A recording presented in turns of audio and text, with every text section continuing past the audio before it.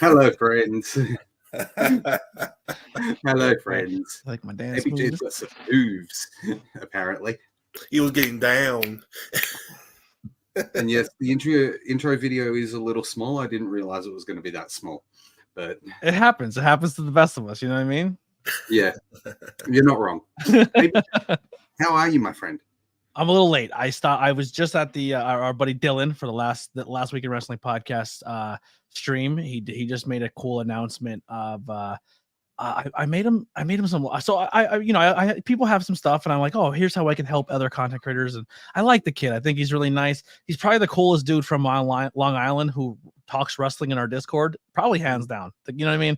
The rest of them, wow, they're tough. It's a tough sell. You know, we could say that 'cause I know half of them don't watch, but I made him some logos, and they're all like New York inspired color schemes. Like I made him a Rangers one, I made him a Mets, a Knicks, Brooklyn Nets, but I made him. I'm gonna put it in our chat here so we could pop it up. But I made him this one, which is more of his wrestling inspired one. He's not a huge sports guy, but I felt like they would be good spoofs of his logo. But I came up with a new logo for him. I'm really proud of it. I thought I did a really good job on it. I had the idea, but I didn't know how to do the one aspect of it.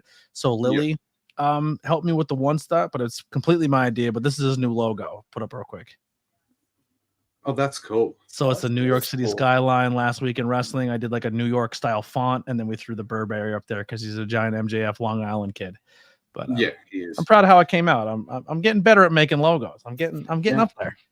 Now, before we go any further, ABJ, I want to see your reaction to this that I'm about to share. Is it our yikes? Someone got a Tony Khan tattoo. I hope Tony Khan gives him free tickets to at least one show. I saw this and I'm like, what the fuck? Wow, that's a choice. That's a choice there. Yep. Someone's definitely dedicated. Yeah, that's a lot of love. And the tattoo didn't blink that time either. No, it's never gone to blank. We got C. Henry in the chat as well as Kai, of course, and it's always good to have them in the chat. How are you, Stephen? I am doing great, guys. How you guys been doing? Yeah, doing good. Obviously, ABJ just had his Dynamite show. How do you think you went with that, ABJ? I went really well. We had a lot of cool little bits. Carrie Silken joined in halfway through. Yeah, Carrie Silken came in and threw a little shade at Orange, but out of love, but it was fun. It was really cool that we had him pop in. Parm's brother, Adam, came in the chat for a while. That was really cool. He hung out for the whole stream, got some dynamic with him. I thought me and him flowed very well together. We had some, the Last Week in Wrestling stopping in and say hi. Tantalizing Tony stopped in and say hi. There was a lot of love going around on the streams, and it's showing that it's better for all content creators to get along, and it's going to help each other rather than feud. So it was a good stream. Agreed. You're not wrong. Yeah, you are not wrong there, ABJ. It's always good when content creators work together rather than just throw shade at each other. But yeah. Anyway, let's get to our whole thing. We'll do a bit of a recap, and we'll do some predictions for Revolution. Wow, my brain is fried. So we had Hangman opening the show here, coming out on a crutch. Gets in the ring, says he's out of the main event of Revolution. Swerve comes out. They go back and forth on the mic. Then Joe comes out, and then Hangman attacks Swerve with his crutch. Yes. Thoughts? They are trying so hard to get Hangman's believability of why he should be in this match there. I still don't think this did it. I'm going to be honest. I think the bit was, let's have Hangman do this one last desperation or act of cowardness to get a cheap shot on Swerve. So it makes it so we care why Hangman's in there. And I even said, everyone's out here with Hangman and Swerve, and Joe is still Samoa Joe. At the end of the day, you got to get in the ring with that monster. And he came out and cut a great promo to remind us as fans is it doesn't matter what those guys are gonna do, because I'm the problem here. Y'all can do each other all day, but you have to eventually get into a cage with a tiger and I'm gonna or a gorilla, and I'm gonna rip you apart. So I thought overall the bit was good. I still think the Hangman aspect died. Swerve did then respond with a good promo of his own, saying I'm about to make history. Like, I love it. I thought it was every aspect of this pay-per-view is good except the Hangman edition. I have to step away for 1 second. Sure. Okay. All good. What did you think, Stephen? I didn't. I'm not big Hangman, but I liked the segment a little bit. But it's gonna be. Will Swerve win the title? I really don't know. I think I'm aiming towards Joe retaining. I think if Swerve wins, it might be a mistake, because putting the belt on him, he could transitional champion, and he doesn't deserve to be a transitional champion. Yeah, but tell you the truth though, Joe probably just sit down in the chair and have Heyman and Swerve just duke it out, and he just realized. I mean, that could work out really well for the match itself. It could work out really well. Mm-hmm. I think I agree with Tony's take from the other week of you have Hangman be the one to take the fall, because that way Swerve is still kept strong, and he can then come out and go, hey, I wasn't the one that lost. It was Hangman that lost. Yeah. So I think that's definitely something that can come into play. C. Henry says Swerve should win the title at Double or Nothing in Vegas. Kind of agree, because my original thought was that you have Swerve, or this triple threat, you have Hangman take the fall, and then you have Swerve versus Joe in Vegas. Mm-hmm. And Swerve wins the belt, because the momentum's still going to be there. People are still going to be going strong for Swerve. Unless he does something that's really going to cause problems, which I highly doubt.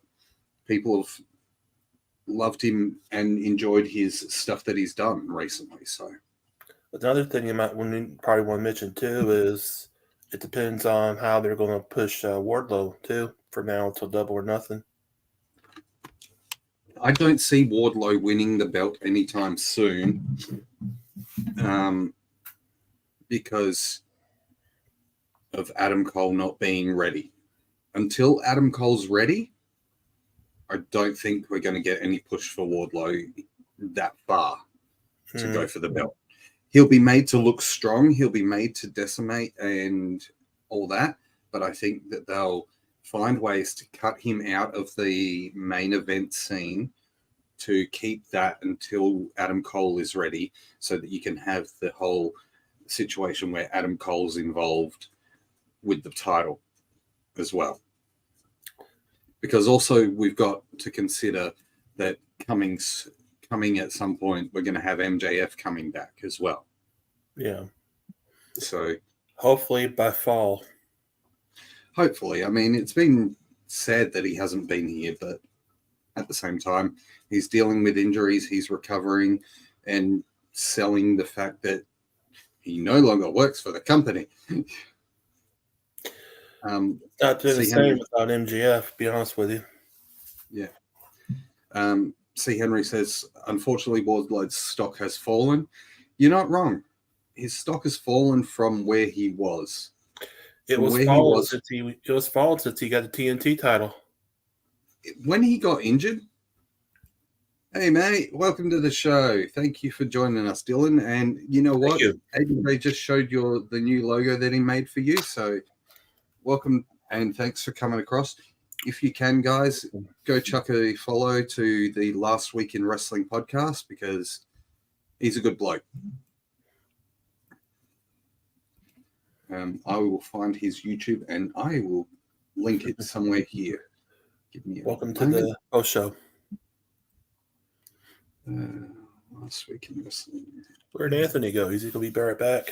He will be back in a few minutes. Mm. Yeah, he will be back in a few minutes. Appreciate the subscribe button there, good buddy. Yeah. And there you go, guys. If you want to check out Last Week in Wrestling podcast, there you go. You can check them out. They are right there for you. And thank you for subscribing there, Dylan, as well. Really appreciate it. Appreciate it. C. Henry says a change in promotion will do Wardlow just fine.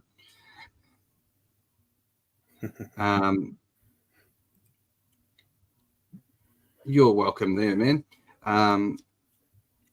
Ricky says this show sucked and that Sting only got 3 minutes. He never was a fan of AEW anyway, so. I can see where he's coming from in that, but also we have a main event coming up at Revolution for Sting, so he's going to get a lot more time there, and I'm pretty sure we're going to have a lot more things from AEW giving Sting his flowers, essentially. We next went to, we had the first match, or not the first match, the first segment. I think that Hangman is going to be the one that takes the fall. We then went to the video package from the Young Bucks of them arriving, searching for Sting. Ricky says this show should have been centered around Sting with video packages and highlights.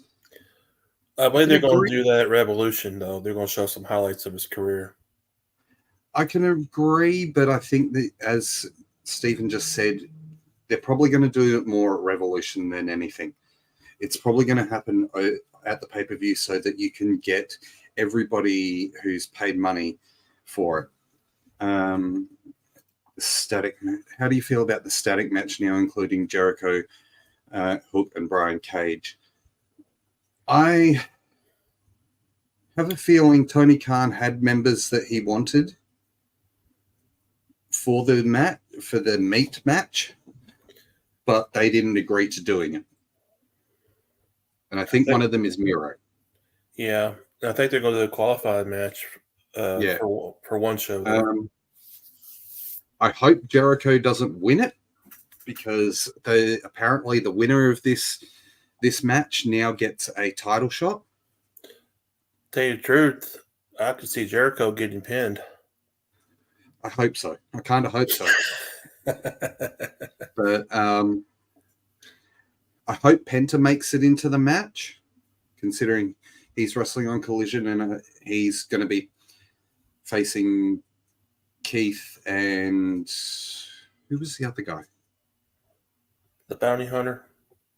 He was facing the Bounty Hunter and someone else. Is it Trent? I don't know, but anyway, I hope Penta is the one that wins. So same here. I always like Penta.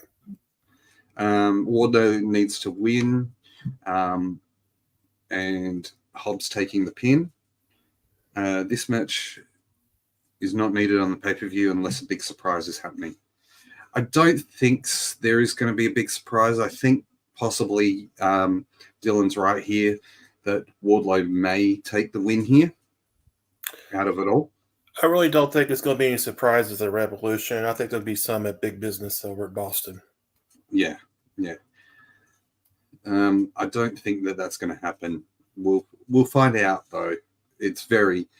This week is going to be very interesting to see how they play it out. So next up we had the BCC versus FTR and Eddie Kingston. Mm-hmm. I missed the end of this match, but I went back and quickly watched it. I saw that Eddie Kingston passed out due to submission. Yeah. Penta is also scheduled on the same day for an indie show out here in New York. Ugh. Well, it goes Penta then. There goes Penta. there goes my choice. Unless he can bail out of the indie show. Greensboro, North Carolina. It's a bit too far from New York, yeah. So get a Tony Khan jet straight shoot. He'd be cutting it freaking close. He'd be cutting it really freaking close. Like you'd have to pretty much fly there. Like he'd have to be the first segment and then bugger off to Revolution. Well, I'll tell you the truth, though, it'd be really cool to see the Bounty Hunter win the match. Brian Keith. Yeah. Maybe he wants to do Revolution instead. I'd like to see that. Yeah, I would love to see Penta. For me, Penta's one of these guys who deserves an opportunity to be a title contender. I think he has a great look. He has great skills, and I think he deserves a chance to be a title contender. He's won titles before. Why not give him a shot at the AEW title? Yeah, it's a 2-hour flight, so yeah, it could be. He could still make it. Yeah. Yeah, it's only a 2-hour flight. I'll be at Revolution. Remember when we had some posing as Brian Keith? Someone posing as Brian Keith popping in ABJ's chat. I do remember that because Stephen messaged me. Yeah. I wonder if it was actually Brian Keith. Well, he was in other content creators chat too. Yeah. So.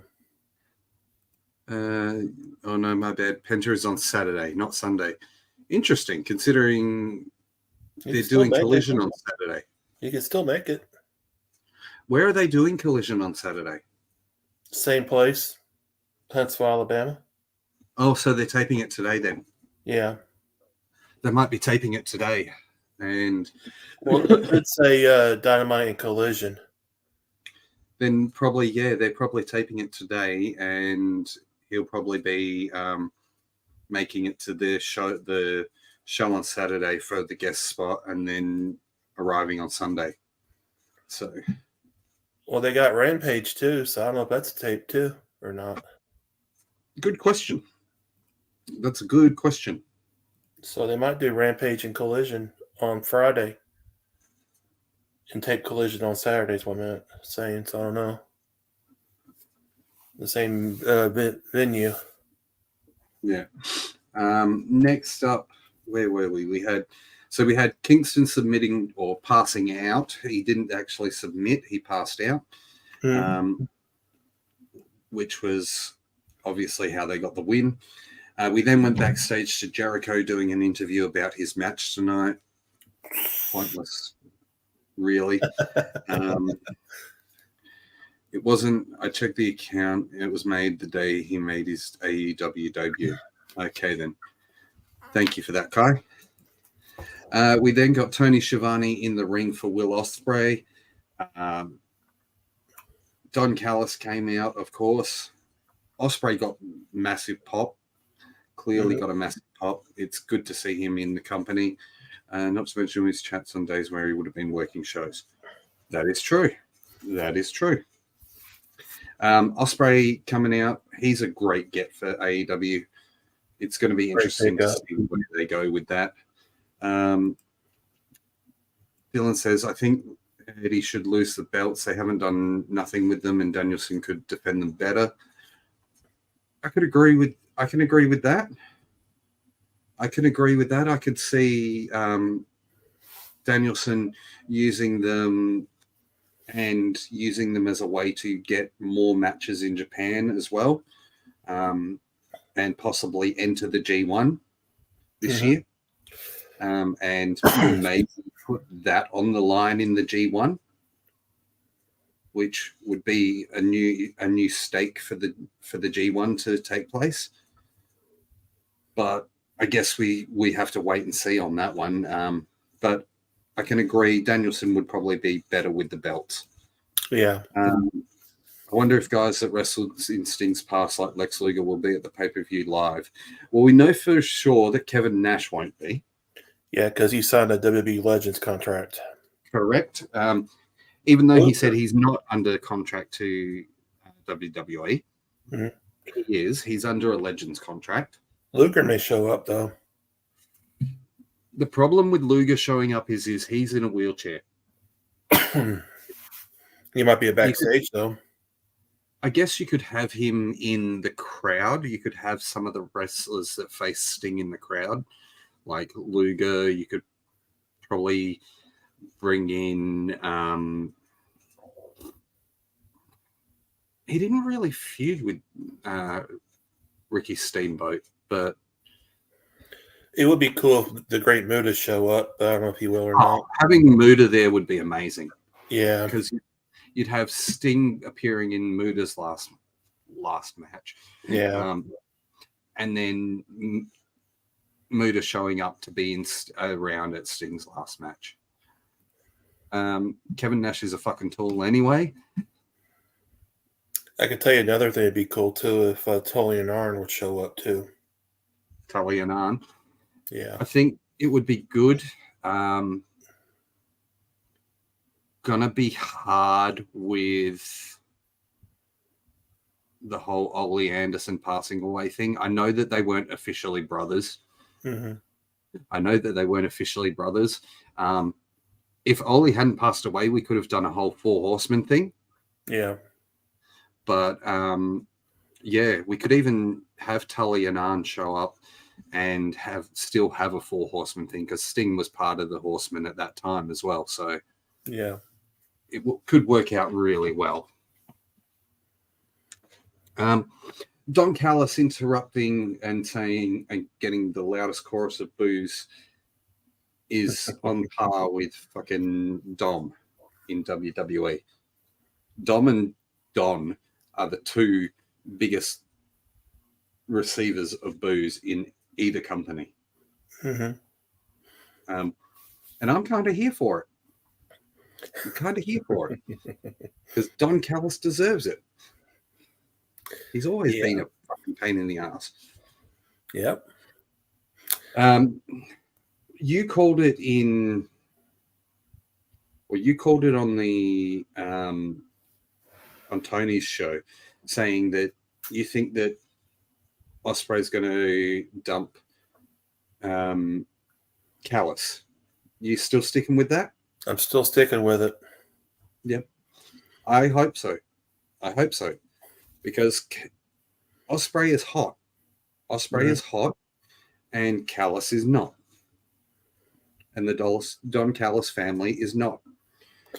I think it would be smart, and as C. Henry said, Ospreay will break away from Don and team with his two guys from New Japan. So Kyle Fletcher and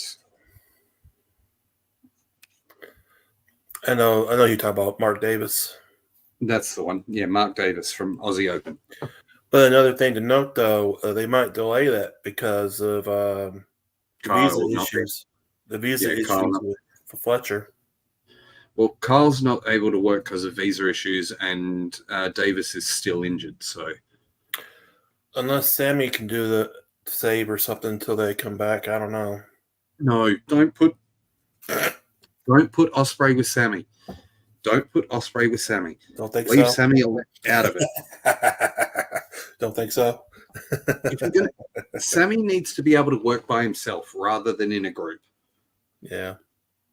Dylan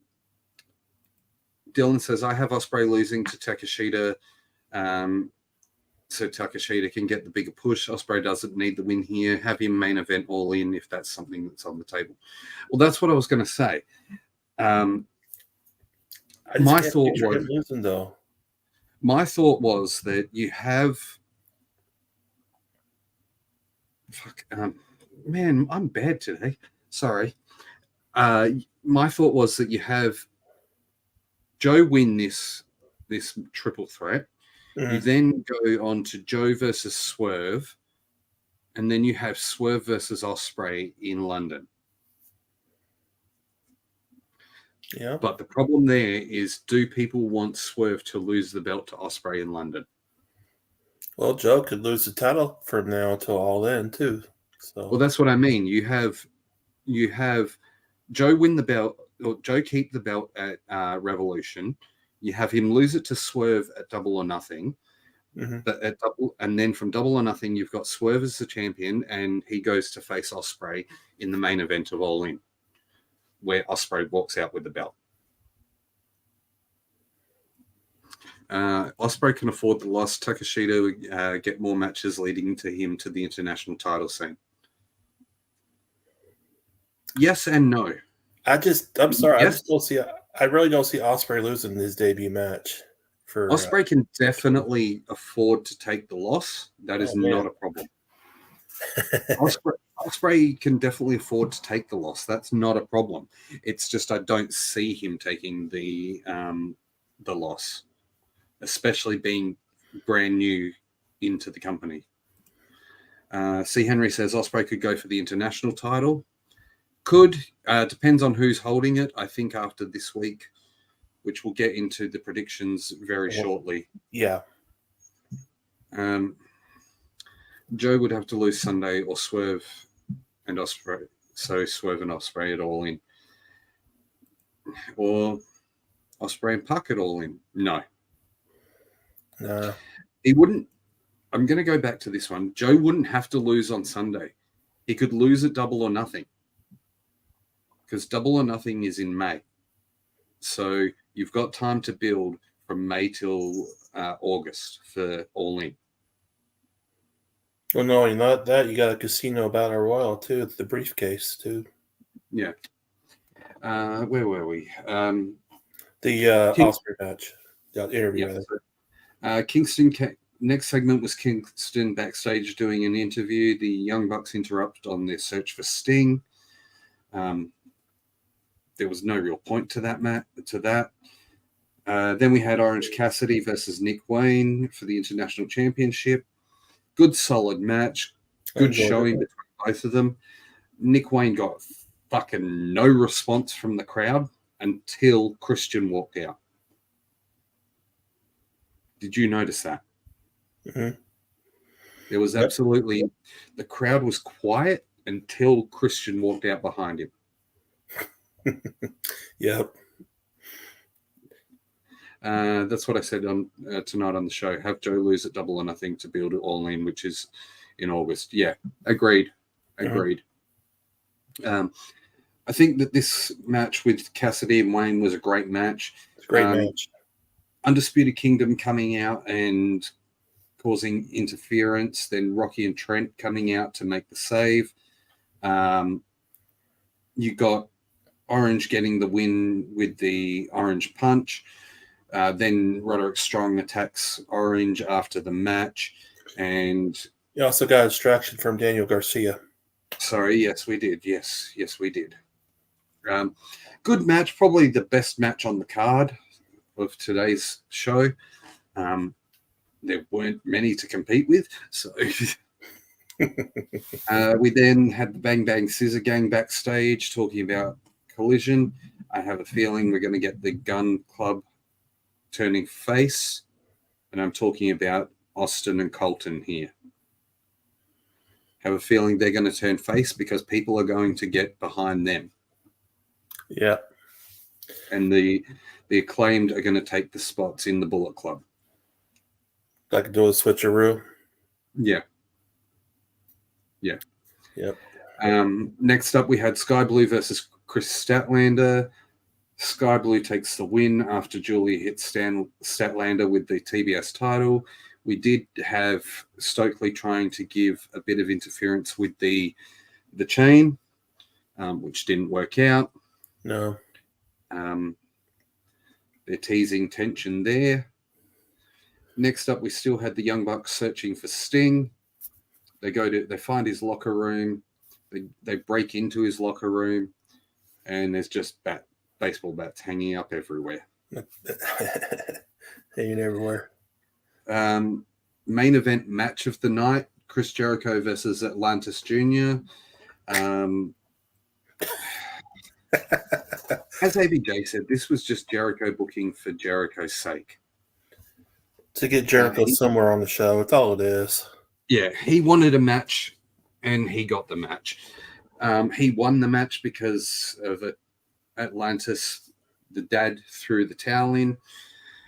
I got so many things to pick here, but I know that we're going to be here for 3 hours if I do.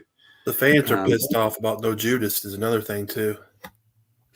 Look, I don't care about the no Judas factor. I don't care that he came out as Lionheart. I care that this match looked so fucking sloppy. It is. I agree. And so bad because you could see the communication that was happening. And not only that, the Holland Jericho last match been over a month. Probably longer than that, since just before the cruise. So he's got to be rusty, and it showed too in that match. He's aged out. He is aged out of professional wrestling at the moment. C. Henry says he was bored with this match. You're not damn well wrong. You're not damn well wrong. The World's End was his last match. So December. Yeah. There you go. December was the last match for Worlds. Jeez.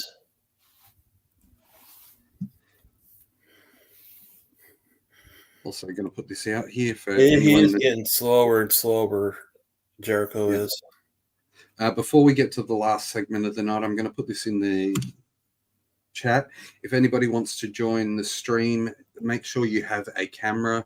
We are going to be going over the Revolution card and having a chat about Revolution and doing a bit of a prediction if you want to join. Just make sure you have a camera. If it takes a shit, we will kick you. If you want to cause shit, we will kick you. So before we get to that, we've got Randy Orton's theme playing in the chat. I wonder if AAA ended its partnership with AEW. I don't think they had a partnership as such. I think the fact that Kenny was the AAA champion and was working with them just happened to benefit them.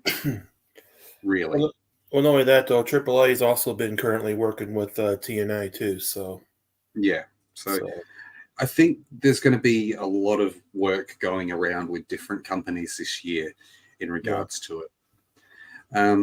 So before we bring our first guest in, we're going to get to the final segment of the night, which was the Young Bucks coming out. I have to say it. I don't like their new theme. Can't stand it. Don't like it. Very, very blah. It feels very WWE style, generic. They're searching around the ring. They hit a mask off a guy who's wearing a Sting mask, and then Darby Allin is hiding behind a Sting mask. They attack. He attacks them. They attack him back. They get him in the ring, hit beat an EVP trigger. Then they call out Flair. Flair is geriatric and pokes them in the eyes and attacks the Young Bucks. And then we get Sting's music playing, and we get Sting coming down from the rafters one last time. What did you think of that? Well, it's cool to see Sting doing the rafters thing, but could he save it to Revolution? He could have, but I think it was also kind of a good feel-good moment to give to the people. So yeah. Well, let's bring in our guest. All right. So here we have from the Last Week in Wrestling podcast, Dylan. Welcome to the show, my friend. Hello. How are you guys? I'm good, my friend. How are you? Good. ABJ recommended me to you guys, so I decided to join the chat and hang out with y'all. So it's an honor to be on. Man. It's good. Yeah, absolutely. We've had some good chats in the Discord as well. So yes, we have. Yeah. Yes, we have. But show was okay, all in all. Definitely not what I expected. Few days away from Revolution. Definitely, not happy about this whole static match thing that was supposed to be an easier way to kind of really showcase Wardlow more, as well as Lance Archer, and have them that haven't had a lot of TV time have TV time, have that spotlight, and actually wrestle and put on a good show. And of course, hopefully push Wardlow to that main event scene. But of course, Jericho and Hook needed to be involved in some way or another, which is very ridiculous in my opinion. I get Brian Cage, the whole gimmick of big beefy men mashing meat thing. Okay, cool. Brian Cage adds to that match of that meat madness.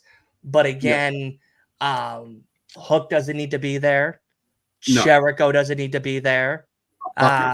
It just takes away more from Wardlow. It takes more away from Hobbs as well. And it takes away from Lance. And having Brian Cage just kind of added on there as well as like a last factor thing, it just doesn't really show any respect to Cage, who's honestly put on a lot of great matches in both the tag team, the trios, and singles division from Ring of Honor and on Dynamite and Collision.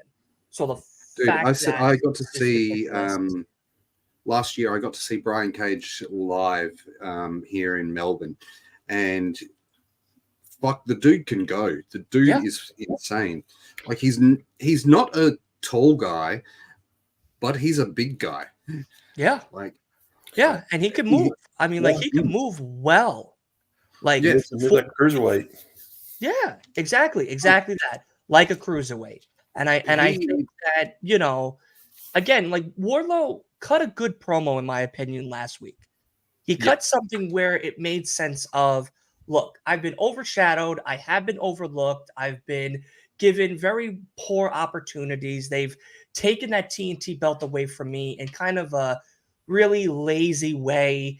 They've really not put me in those bigger opportunity scenes anymore. And because of all of that, now it's time for me to say my piece, and working with Undisputed Kingdom isn't really doing him any justice as well. Like Wardlow should be a singles guy, and he should be either TNT champion or in the running for a world championship title. Like he beat MJF, he has beaten Punk, he has choked out Samoa Joe.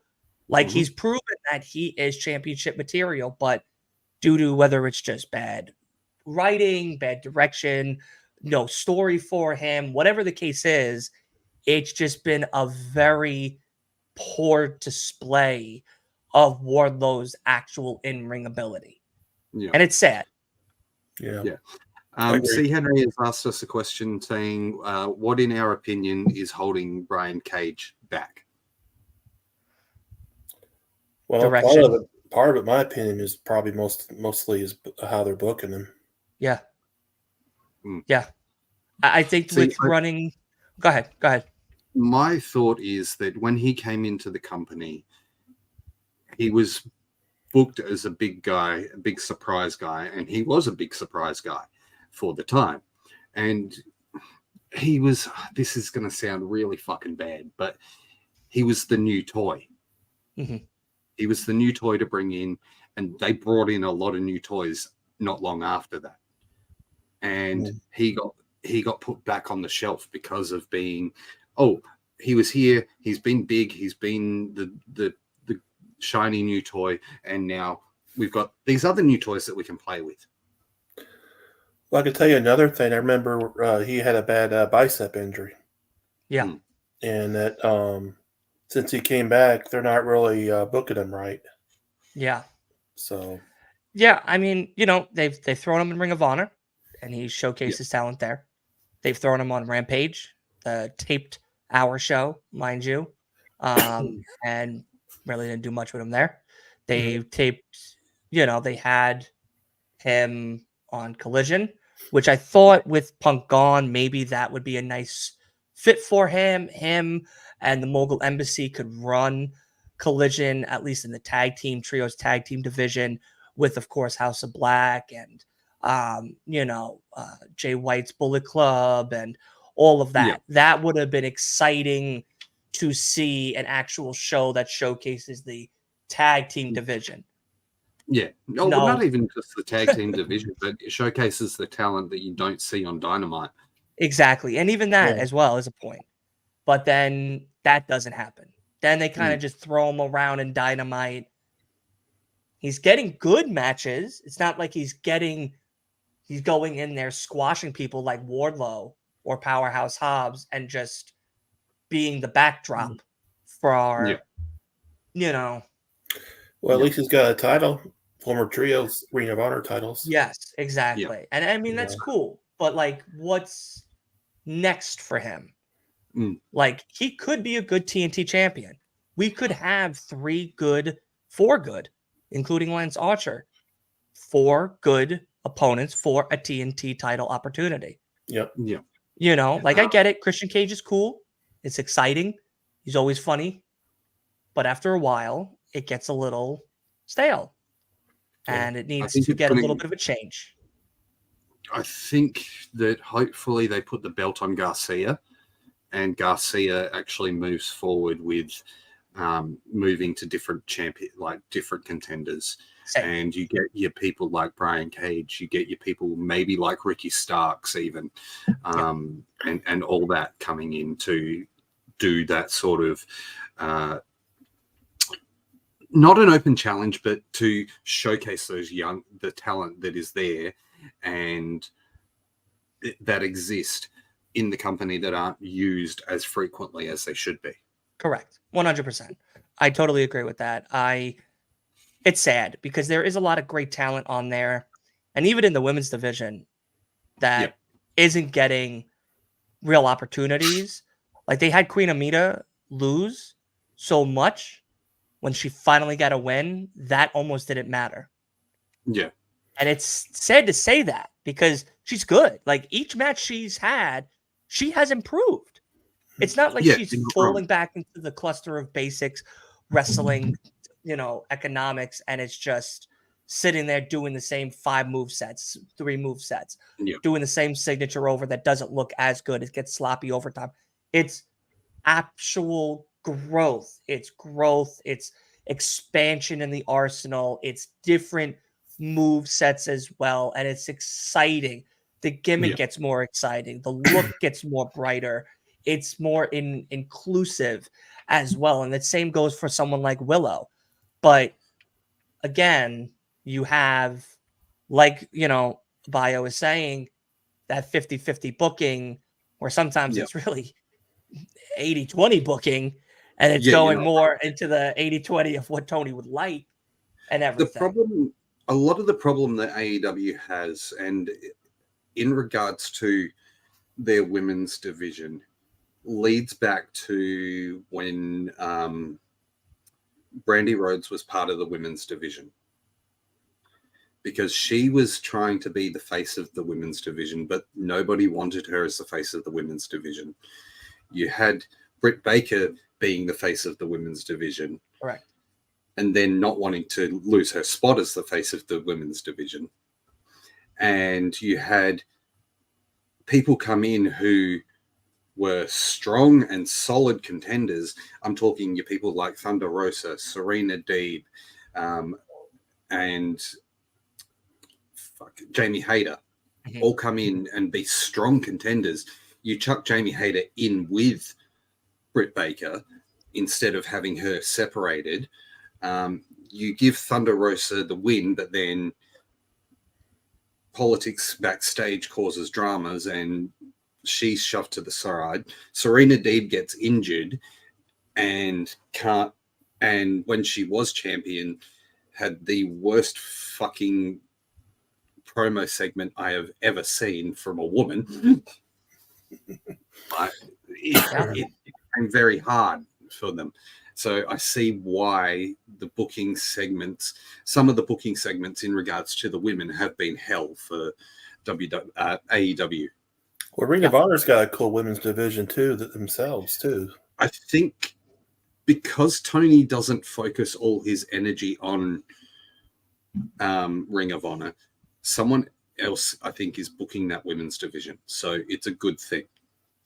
Yeah. Back when AEW first started, Kenny was the one booking the women.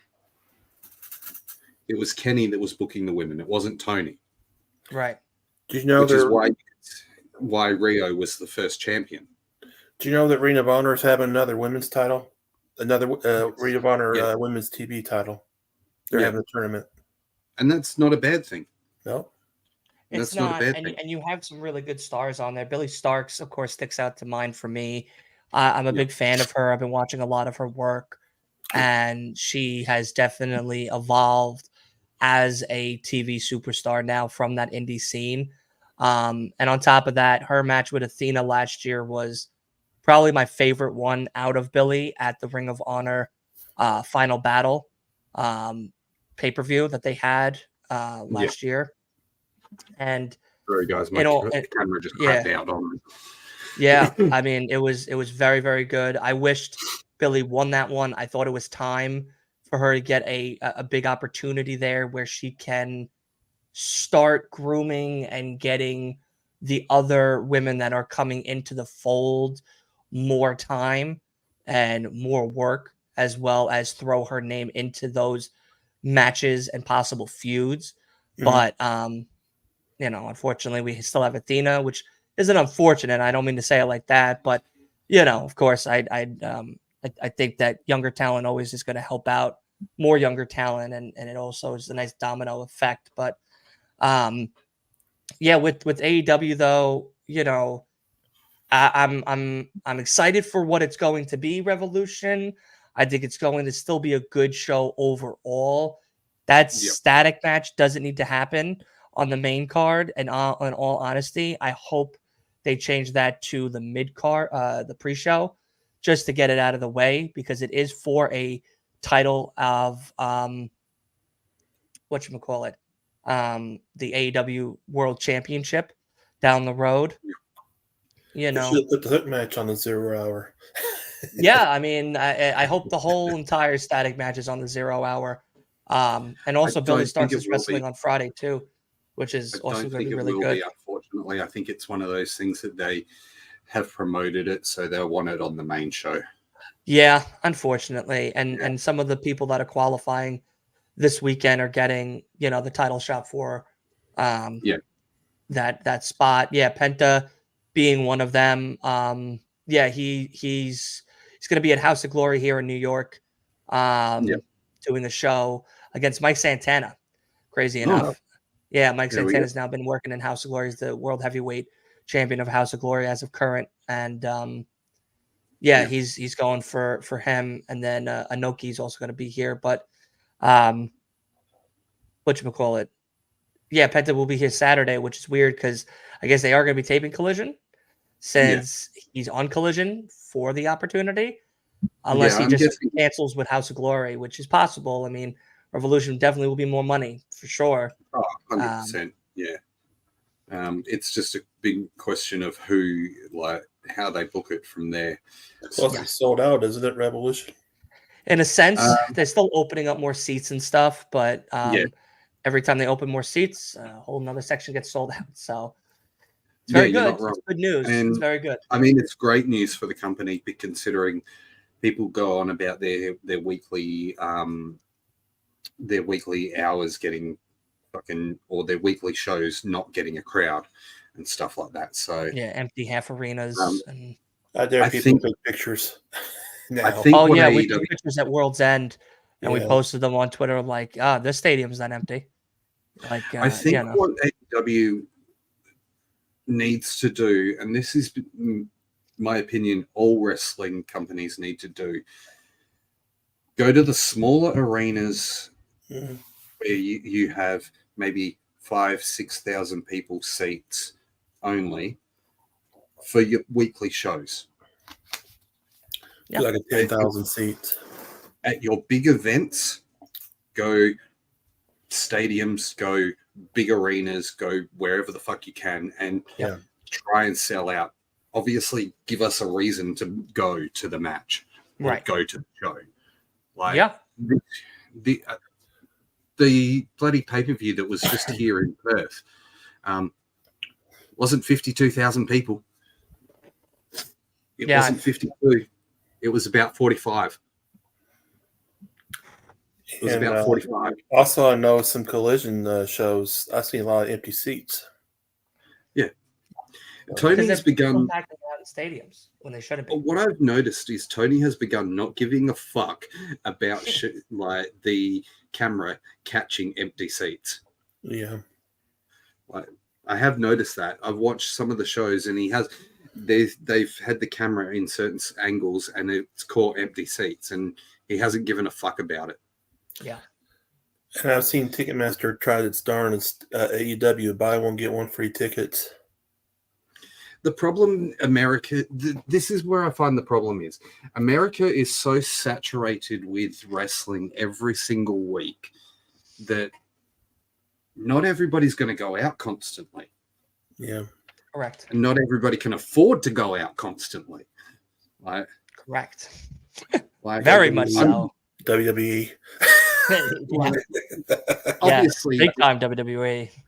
Obviously, like Green Shirt Guy can go out every week and have a front row every fucking week. But great. That guy probably sucks the dick of someone behind the scenes. I don't know. Maybe. Who knows? Who knows? Or he's a billionaire. Yeah. You know, the Like, Green Shirt Guy, you never know.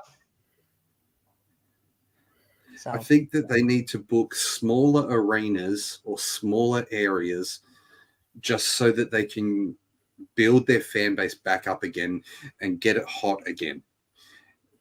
It's one of those things. It's like if you're in a band and you're playing a show in a new town where no one really knows you. They may have heard of you, but no one really knows you. They're not necessarily going to come out and see you.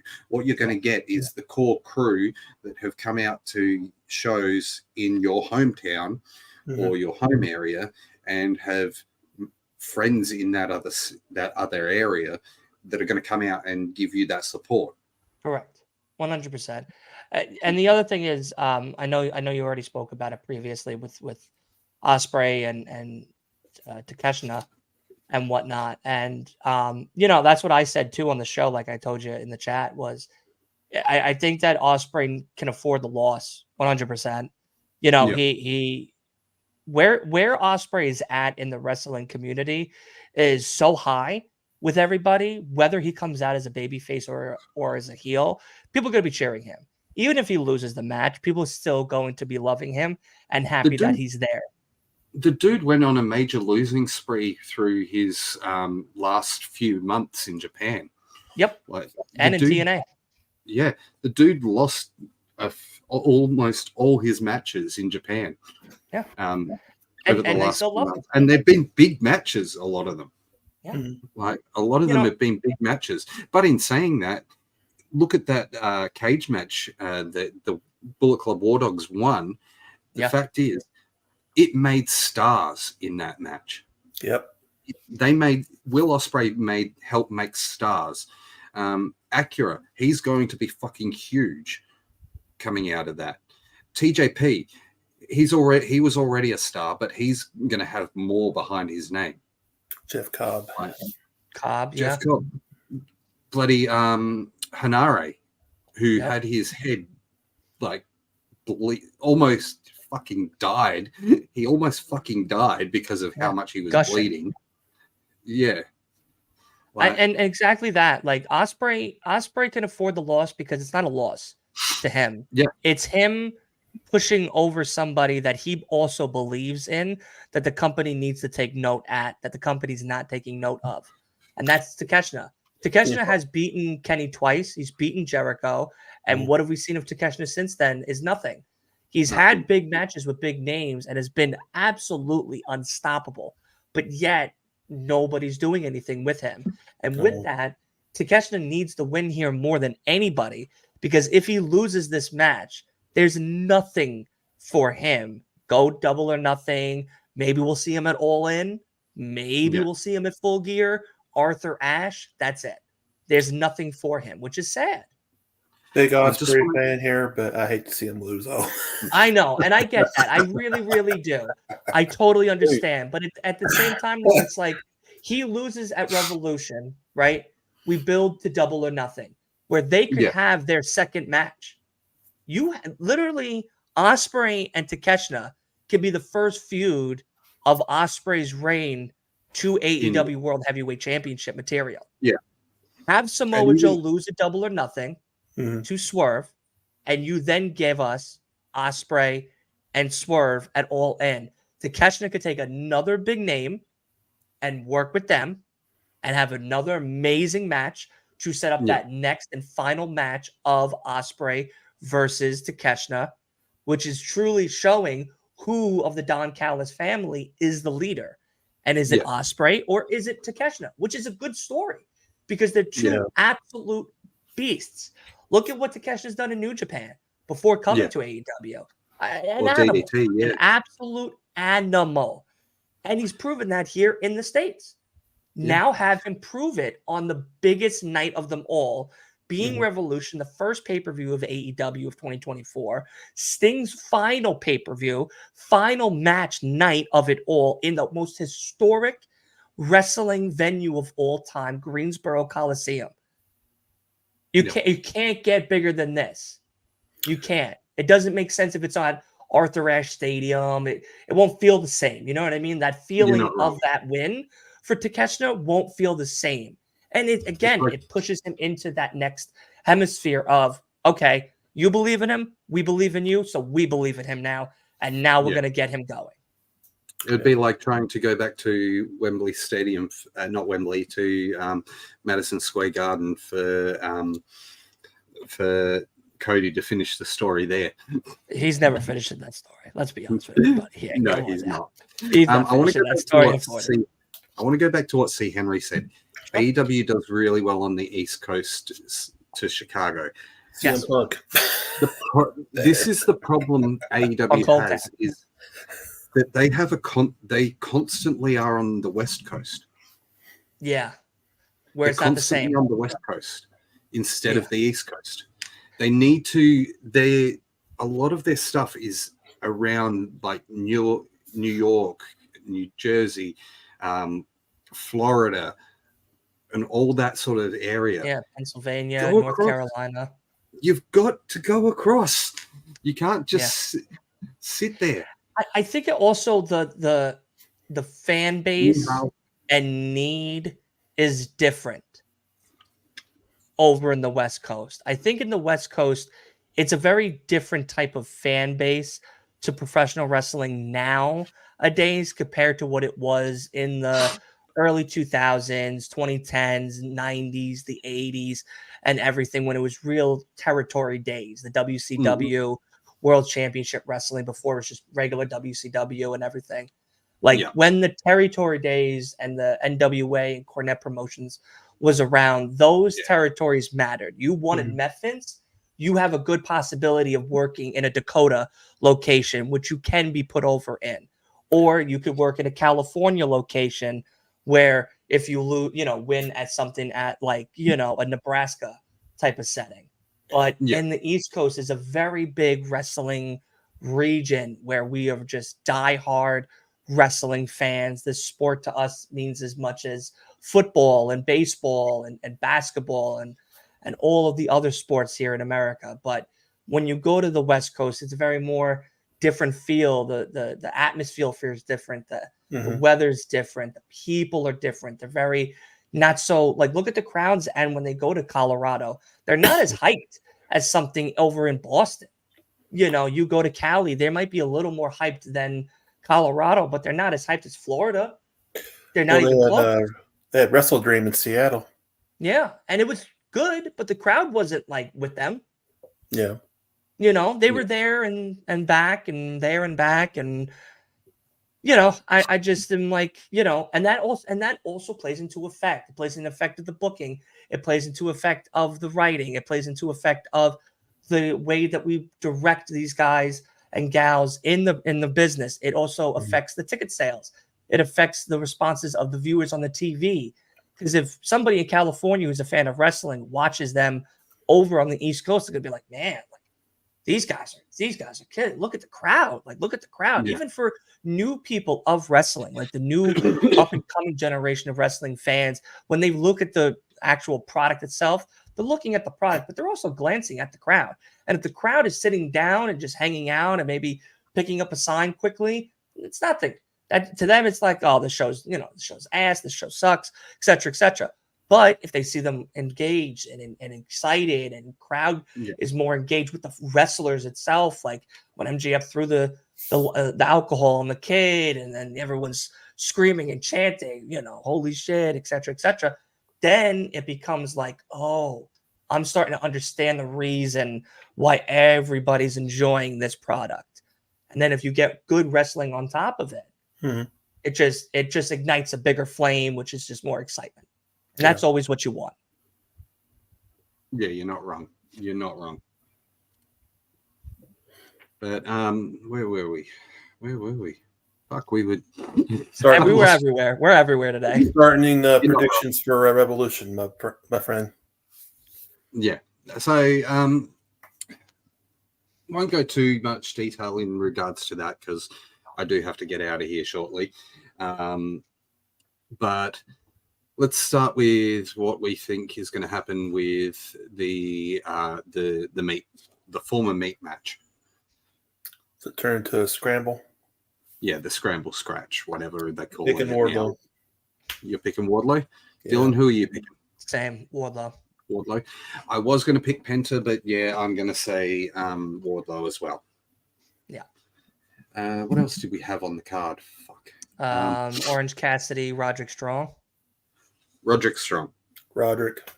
I'm going Roderick as well. Kingston and Danielson. Kingston. I think Kingston's going to retain, but I think it should be Danielson. I agree. I also believe it should be Danielson. It's just there's no booking for Kingston at all with these titles. So I'm a New Yorker, and I hate to turn on New York. My back on this one, but I will. It is Danielson for me, 100%. Alex says give it to Danielson. Give him his first AEW title. Yes, absolutely. Pippi Longstocking. Yeah. I agree. It should be. I think Danielson would be good. Yeah. Hey, Devin, how you doing, buddy? What's going on, buddy? How are you? You also have Garcia and Christian. I think Garcia with the assistance from Copeland.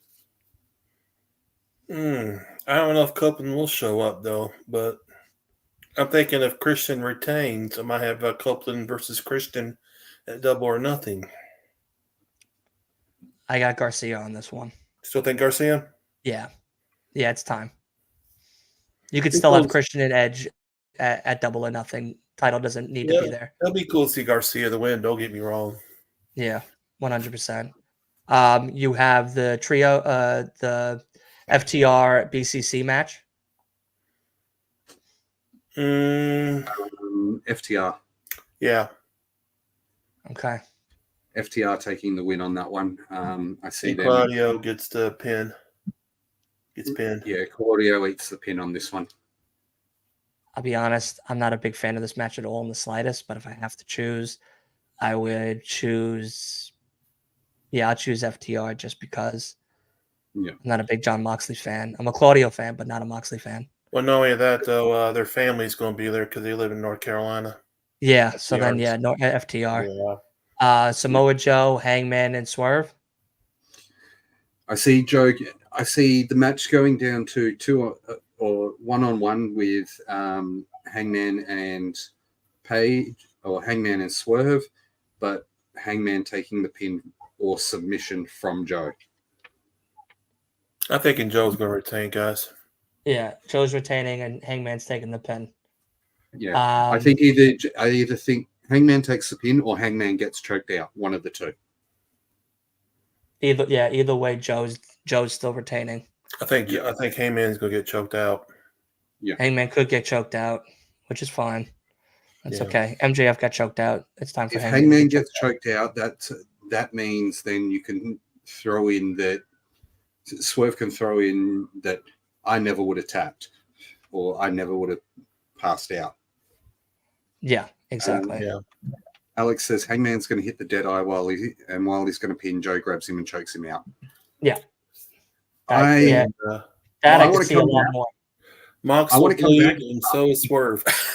I want to come back after the fact and see how right Alex actually is on that. Yeah, I could see that happening, like Yeah. play by play on that one, Yeah, Alex. I think that would be you just called the ending. You have Tony Storm and Deonna Purrazzo. Tony. Tony retains. As It's much too as I early love for Deonna Deonna, to win though, the but I think Tony's going to be retained. I guess I'm the odd man out. I want Deonna. Don't get me wrong, I like Deonna Deonna. winning it, but I think Tony retains, and you set up a potential Tony Britt Baker feud. Yeah, I could see that. I could see that for sure. Yeah. I would only say Deonna because we could get someone like Statlander down the road with Deonna instead of Tony. We also could see someone like a tease of Mercedes since she's coming to Boston. I don't want her at all in the main title scene for at least the first 6 to 7 months when she comes, but I know that they're going to at least try to hint at it. And even if it's just a hint, I'll take that, but I don't want her anywhere near the title after that hint. I ain't gonna lie, I didn't even want her in the company, but what happened to the rating system now? They want Mercedes right off the bat for the title. Yeah. because it's AEW, that's why. I know. Well, they're the ones wanting to start that. Yeah, I know. But people are wild. Steve Macklin is in TNA, C. Henry.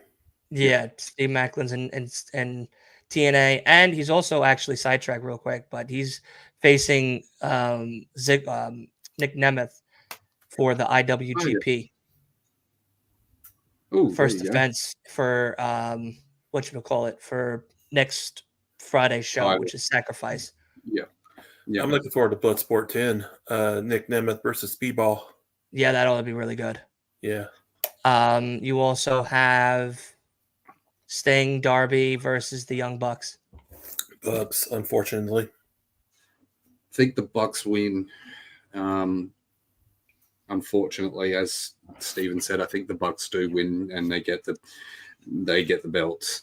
Because I think Sting goes out on his back, and I think he's the one that takes the pin, not Darby. Yeah. Wow, that's a big one. Because he's never been pinned yet. Because he hasn't been pinned in AEW.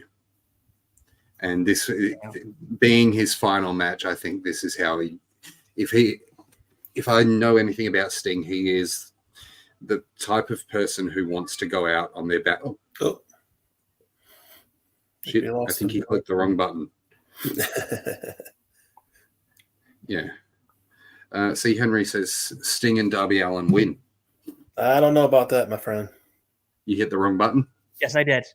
That's all right. The rest of the card was, and I hit it on the same tab that I'm doing the show with you guys on. Alrighty, so let's go. I think that's all the matches they announced so far. No, so we did Samoa, we did Darby, FTR, Cage, the Meat Madness match, Eddie and Brian. Ospreay and Takeshita. I think you're right. I think Takeshita is going to take the win. I also think that Ospreay coming in, that Tony gives him the win straight out. That's the hard one. I already know Steven's answer. This is a hard one. I'm sorry. No, I know. Listen, dude, when I thought of it, I said to myself, if I say this live, I'm going to get so much. Are you absolutely fucking wild to say that to us? And I'm 100% willing to do that. I still have to make a TikTok for it, but I tell you now, I'm not changing my mind. I think it's truly going to be that. It's the only way I see this match to be. It's going to cook no matter what. This is still going to be a 5 out of 5. Oh, for sure. But if you want to get that OMG moment, you give it to Takeshita. Well, not only that, though, like I was telling Raz earlier, I can see him give it to Takeshita because of Kyle Fletcher with the visa issues and all that and everything. Right. They're going to bring back Aussie Open and all that. Right. C. Henry says Sting and Darby Allin win, and then after that we get a tag team title tournament. I could see that too. See, throwing that out there, I'd like to see that, but I don't want to see that at the same time, because I think Sting is the type of person who wants to go out on his back. He wants to do the traditional wrestling way. You go out on your back. Yeah, and that's all the matches. It's 9 matches total. Yeah. Yeah, I still think this card is going to be really good, minus the scramble match that's happening. I still think it's still going to be a very good card, a very good show. I'm very excited for it. It's really mind-boggling the Bang Bang Scissor Game's not even on the card. Well, we still have Saturday. Yep. And we still have Friday. So I see there's a possibility. And yes, Fletcher's having visa issues. He can't leave. He can't leave where he's at right now. But he's in England right now, I think.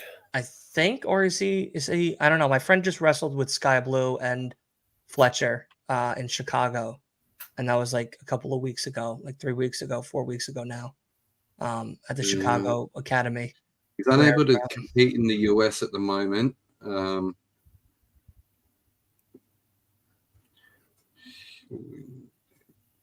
Due to visa issues.